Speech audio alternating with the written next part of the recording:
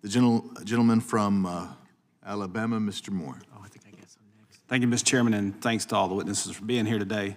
I've said it before and I'll say it again, violent criminals don't care if you're Republican or Democrat, male or female. We should all be able to agree that owning a firearm puts you on better footing when it comes to defending yourself. I have 2 daughters and a wife. They all have concealed carries in Alabama, but they're here in D.C. a lot, and I don't want them to be caught in a situation where they cannot defend themselves, especially given the astronomical rise in violent crimes here in this city. Yet D.C. is one of the hardest places to get a gun if you actually follow the law. It's not very hard for criminals, but it's very difficult for law-abiding citizens. So, Ms. Alcazar, I want to start with my first question for you. What are the consequences for individuals' safety in areas with strict gun control laws, like here in D.C.? Well, I can say from personal experience, I'm someone that travels across the nation, and it is very disheartening to go from one state to the next and then not be able to have a tool for protection in that state because of their different laws. National reciprocity would be a huge win for us on that account because there are so many of us that do travel, whether it's seeing family, whether it's a job requirement or otherwise. I think that that's a huge detriment to the law-abiding citizens, especially someone like me as a mom who wants to make sure that the rest of my family is safe no matter where we go.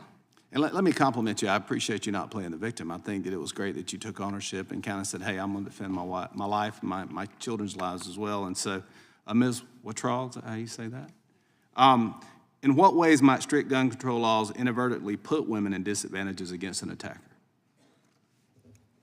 Well, anytime if you have a concealed carry and there's a waiting period, like Ms. Solomon mentioned, that waiting period for me, when I didn't have a concealed carry license, when that person was trying to kill me, and the waiting period to take the class, that was very detrimental. I didn't know if I was going to make it because I had no way to defending myself. And I understand the criminals have a way of breaking the law. That my abuser was going to do the ultimate. He wanted to kill me.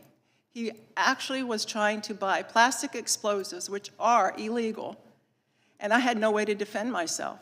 I didn't have a concealed carry weapons license. I lived each day wondering if that would be my last day. So the laws need to empower the victims, because the ones that are trying to control their abuser are not working. The restraining order does not work. Red flag laws do nothing but they cause me more of a problem, because anyone that wants to can disarm me with no valid reason.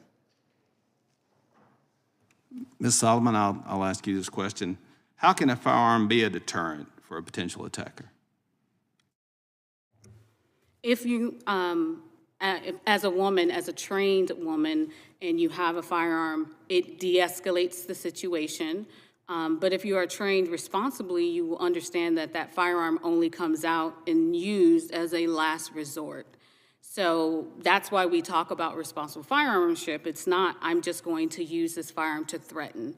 This is to empower yourself. This is to protect yourself in the event they want to harm and kill you. You know, and I've often asked, if there was a gun law that we could pass that would actually, do away with gun violence, I'm sure we'd all agree to pass it, but usually it just makes everybody victims who are actually law-abiding citizens. So I thank you again for all the witnesses for being here. And with that, Mr. Chairman, I'll yield back. Welcome back to Conservative News.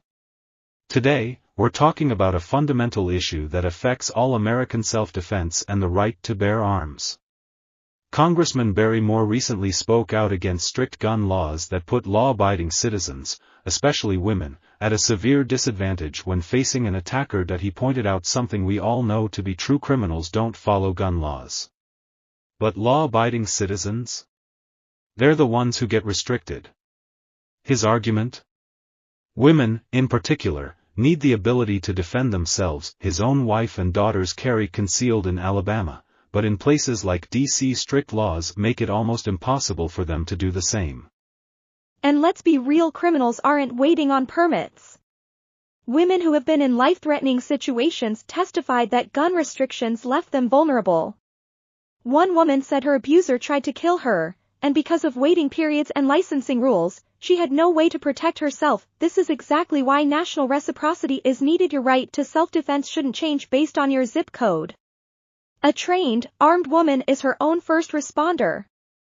A firearm is an equalizer. So the real question is, do lawmakers keep pushing policies that protect criminals more than the law-abiding? Let me know in the comments below, and don't forget to like, share, and subscribe. Stay informed. Stay free.